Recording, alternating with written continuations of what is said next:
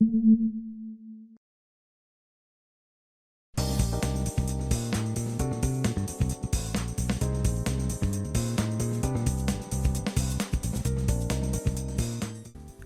everybody, what's going on? Your host LovelyCheesePizza here. Welcome back to Let's Play some more Gran Turismo 3, the ultimate driving simulator, where last time we were able to breeze the hell through that Type R meeting with our Honda NSX. And man, if every race could be like that sometimes, which would be totally contradictory, because every race cannot be like that sometimes, but you get what I'm saying. Like, if things were easier just every now and again, be great, because I know that this is gonna not be easy at all. Going into the other parts of what this is going to be is going to be tough, because granted, we were able to get through this relatively easily the first time around, but as we have come to find out, the way that these seem to work, they get a lot harder the longer we keep doing it. So we'll see. I mean, it all depends on if I can get, you know, some of the mechanics of how this track works and how I'm supposed to really engage in turning in it. That's the hard part. Like, in these dry areas, I should be fine, but in some of these spots, I'm still really trying to learn the ropes on exactly how I'm supposed to corner these things, because it seems like I haven't really caught the grasp of, like, when I'm supposed to just kind of take the turn at full speed like this, or when I'm supposed to be, you know, kind of slowing down and kind of taking them more in the way that I would in, like, a regular race, you know? It's a very hard component to grasp for me so far in the early goings of these wet stages. Don't get me wrong, though, I still love it. I think it's... See, look at that. He gained so much space on me, and I don't know how he did it. Like, I tried to take that turn so delicately, and it just did not pay off at all.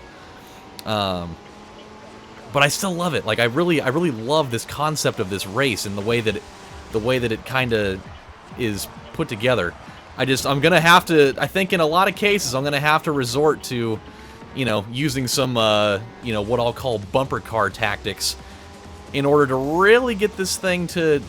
God, I can't seem to make that corner. That corner just does not work for me the way that it works for him, and it's kind of frustrating. He's able to really just pull through that thing as easily as he wants. And we're using the same tires. That's the more frustrating thing, I feel like. Or, can I actually use, like, regular... Actually, you know what?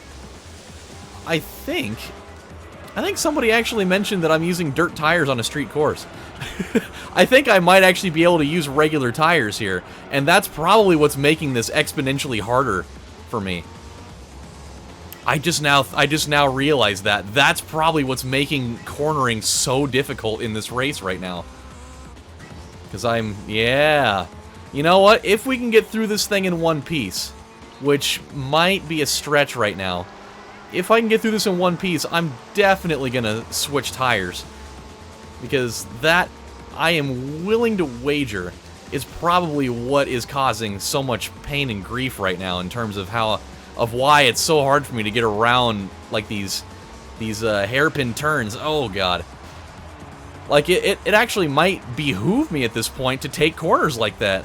Kind of slam into the wall a little bit, and just kind of, like, ricochet off of it, because I made it through that turn probably the fastest that I've done so far just by doing it like that.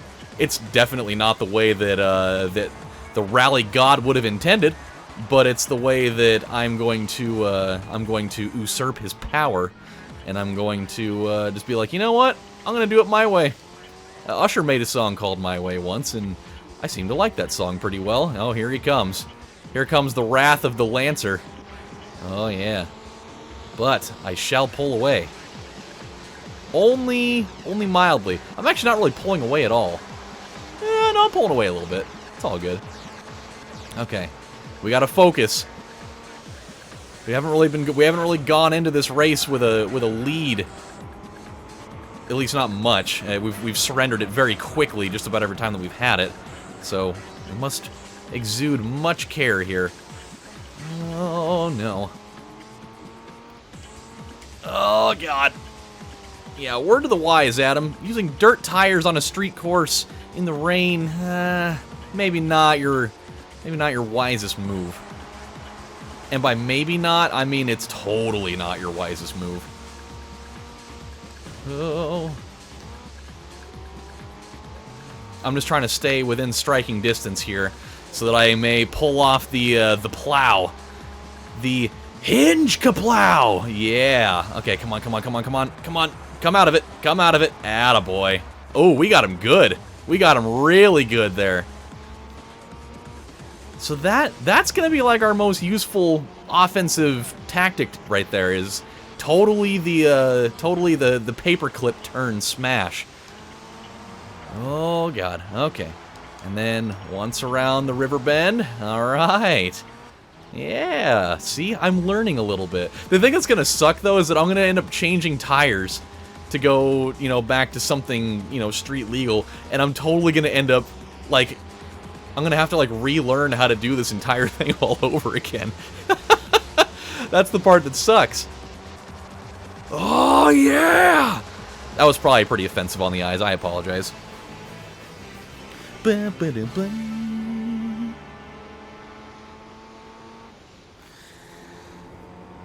Alright. Well, that worked out pretty well. And we're getting good money. Even if, you know, if anything else, we're at least building it up so that when we get into our next set of challenges, we're going to be in pretty good shape with that. P.S.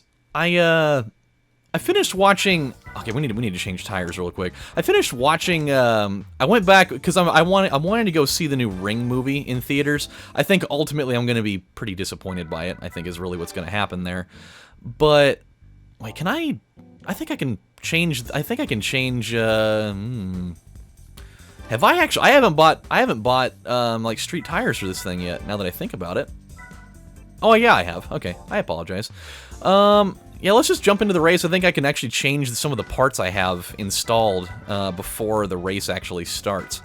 So, we'll just do that, and we'll see what happens. I hope that we're not walking into a buzzsaw here, because that tends to happen. Yeah, no limitations at all, so yeah, I really have been making that exponentially harder on myself. But, hey, what do you do, you know? So, yeah, I've wanted to see the new one in theaters, haven't done it yet, because I wanted to go back and watch the other two first, because that's something that I think would be marginally helpful. I feel like that's a kind of movie that you do need to see. Oh, I'm actually already wearing them. Oh, well, okay. So that's what that is. So, I mean, that's just really how it's going to be then. It's just going to be legitimately hard. So I wasn't palling around on the mean streets of Special Stage R5 with dirt tires on. That at least makes me feel better that I wasn't driving like an absolute moron because of my tires. I was driving like an absolute moron because of the fact that I'm just not great at this course. That's what it is. And he is much quicker now. This could be a problem, because we're not going to be able to employ that tactic if we don't get there. I may have to resort to, I don't know. I may have to resort to doing a little something different here. Come on, come on. You gotta get out of that thing. I may have to dump some money into getting, you know, a higher turbo package, because I don't know if we're going to be able to catch him with the way this is going. But if I can catch up to him just once, everything's going to be all gravy. Yep, I'm not going to be able to do that move right here. See, like, how is he able to do that turn? Like, he was basically able to take that thing like I would have been on a dry course. Like, that is insane. Yeah, we're going to get our ass kicked here. That's just what that is. There's not going to be any redeeming quality to any part of that. I can see that from a mile away. That will not work. Okay. Well, I say, with that in mind, let's just move on and you know, let's just keep going in here. I don't want to have to stop and go think about buying more components. Let's at least get the races done that we know we can win for the time being. Ooh, we're taking on a different car now. We're taking on the Impreza. Yeah, all right. The mortal enemies of rally cars. Even though I don't know if that's even a fact or not, I'm just I'm just throwing, you know, mindless drivel out there. I feel like those are two, you know, I feel like that's not a crazy thing to say, because, like, Imprezas are big rally cars, and, you know, Lancers make good rally cars. Obviously, if they have, you know, an edition modeled after somebody. So I feel like that's got to be something. And I feel like that's kind of a big matchup between the two, because they have similar similar metrics in terms of, you know, like horsepower and whatnot at base value. So who knows? Maybe I'm onto something, maybe I'm not, whatever. Anywho, so I went back and I watched The Ring 2, and strangely a lot more entertaining than I remember. Like, I remember when I saw that in theaters, you know, back in 2005, like, I was like, this is really bad. And, you know, I think that's still what I'm thinking out of it. But it's not like, me thinking that it's entertaining isn't me saying that it's a good movie, because I don't think that it is.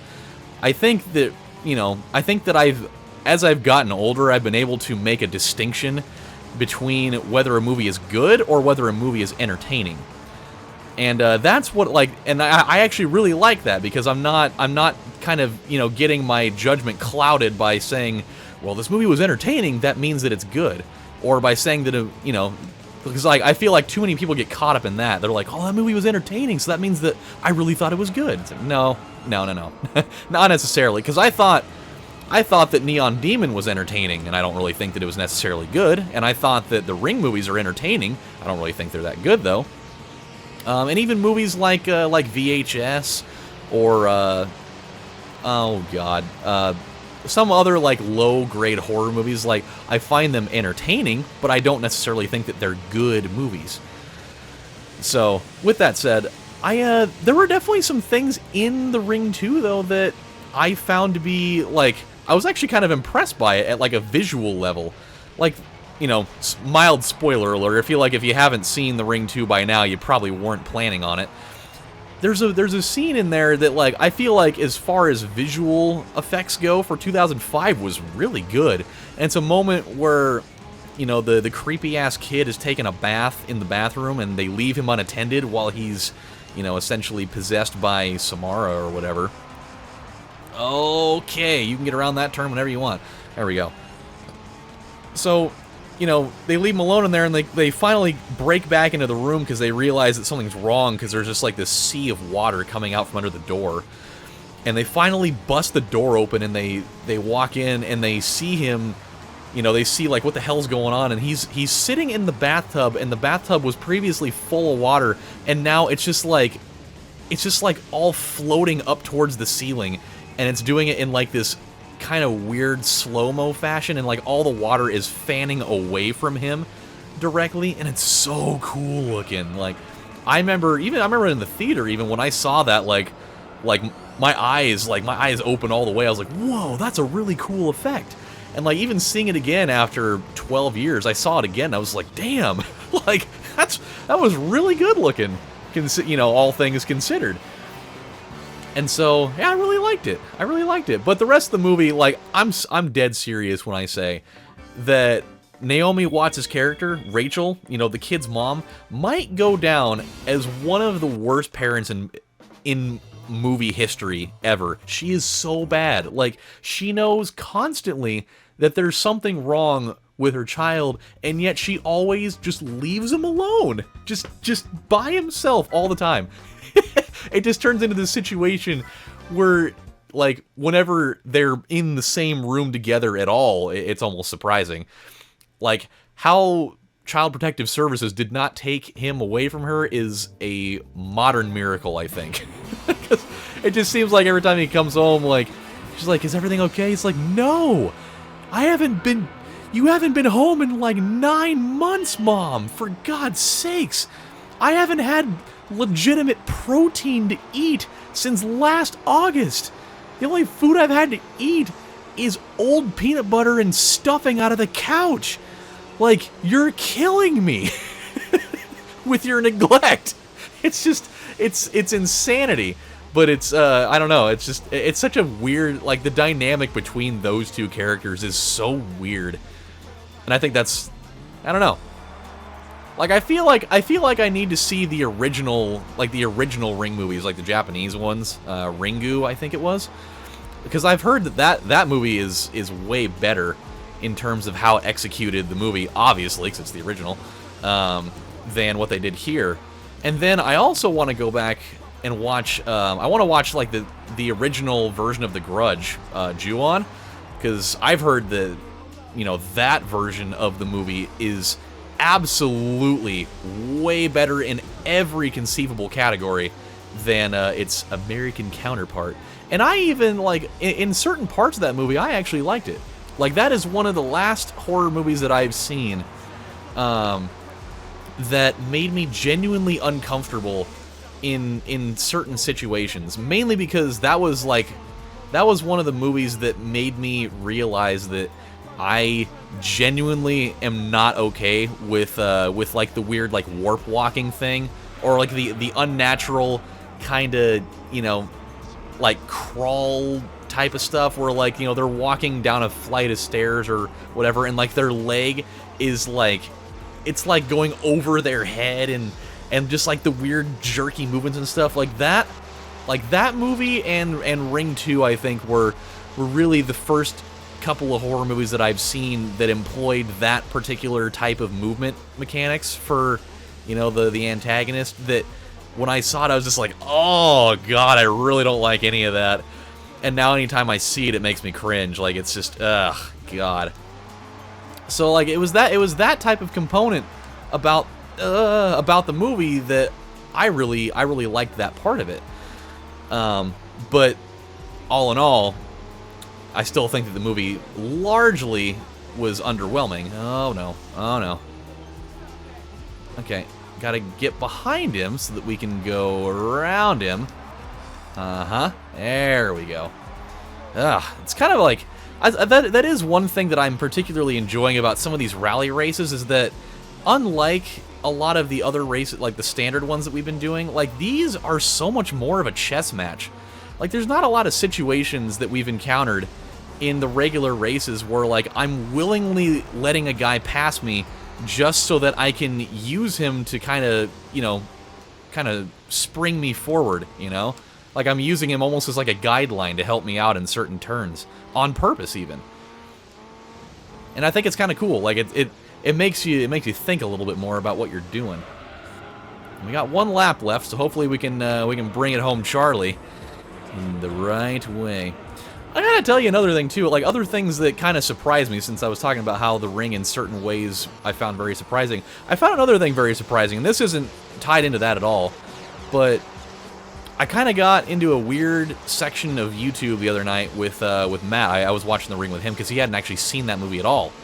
And after that, we were just kind of like browsing around through various videos, and we saw at random that, you know, we were kind of in like a music category, and we had seen that Rebecca Black, of all people, oh, we all remember her, the one who created the Friday disaster. Rebecca Black did a like a duet, and I don't remember what song it was. It might have been Castle on a Hill by Ed Sheeran, which that song is fantastic, by the way. It is simply a delight to listen to in all phases. Oh god. Oh no, you don't. No, you don't. Oh god, I wasn't able to get around him the way I wanted to. Shit. Okay, well, that's kind of a problem. But, so she did a duet with this guy that I've never heard of. I'm sure he's probably semi-identifiable through, you know, the YouTube community in that area, but I've never heard of him. And she actually was pretty good. I've gotta give credit where it's due. Like, you think of Rebecca Black and you automatically think of Friday and how just god-awful and abysmal that song was, and how, like, just terrible she seemed to be and all of that. But in this cover, like, she has improved a lot since that song. Like, she can hit some notes, man. I was genuinely and thoroughly impressed. And on top of that, like, I'm really proud of her.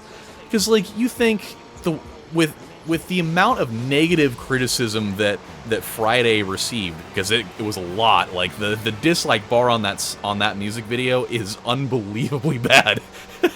Not like she, like, there are so many people that, upon getting that type of you know, that type of response from something that they worked on. There are a lot of people that they would hang that shit up so fast and be like, it's not worth it, it's not worth it. If everybody hates it, like, why would I go on with it? But she didn't do it. Like, she, you know, kept doing her thing. She kind of disappeared off the grid for a while, and now she's coming back and she's doing her own damn thing. And I've got to give her credit for that, man. There's not a lot of people that would, you know, keep chugging along after something like that, but, you know, she laughed her way all the way to the bank with the whole Friday thing. But you know what, I'm happy that she's still out there creating stuff and that she's really improved her craft a lot, because that's, you know, that speaks volumes of a person, so that's pretty cool. All right, guys, well, we're hanging in there. We're 20.6% done. We got a few races completed. The last ones in that set are going to be pretty tough.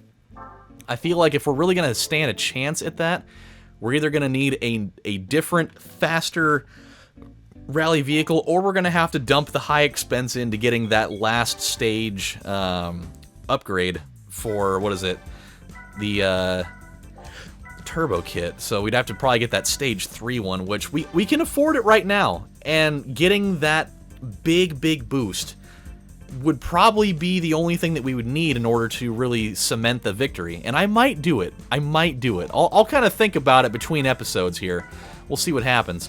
But until then, my friends, this is your host, LovelyCheesePizza, saying when we come back, we're going to, you know, make a decision on that and either finish those 2 rally races off, or we'll move into another category, because there's also, you know, a few things left to do in the beginner league before, you know, that whole thing is kind of cinched up. We've got Stars and Stripes, we've got Legend of the Silver Arrow, we've got the Beetle Cup, and then the World Championship. So we will check that stuff out next time. But until then, this is your host, LovelyCheesePizza, saying thank you guys for watching, and I will see you next time. Bye, everybody. Take it easy.